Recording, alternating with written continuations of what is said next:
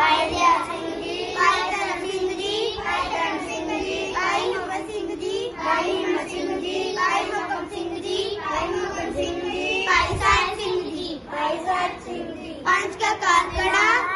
ਕੰਗਾ, ਕਰਤਾਰ, ਸ਼ਹਿਰਾ ਤੇ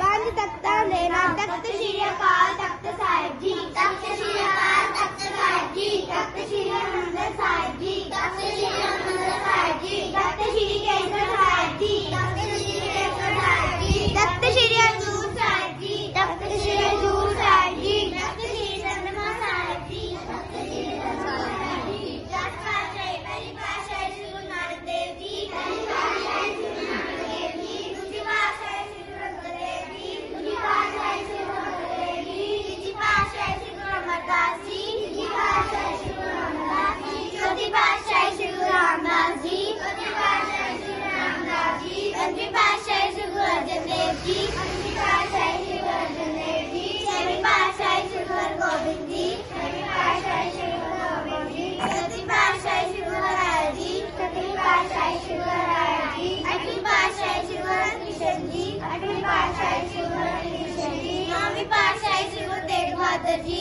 ਨੌਵੀਂ ਪਾਤਸ਼ਾਹੀ ਸ੍ਰੀ ਗੁਰੂ ਤੇਗ ਬਹਾਦਰ ਜੀ, ਦਸਵੀਂ ਪਾਤਸ਼ਾਹੀ ਸ੍ਰੀ ਗੁਰੂ ਗੋਬਿੰਦ ਸਿੰਘ ਜੀ, ਦਸਵੀਂ ਪਾਤਸ਼ਾਹੀ ਸ੍ਰੀ ਗੁਰੂ ਗੋਬਿੰਦ ਸਿੰਘ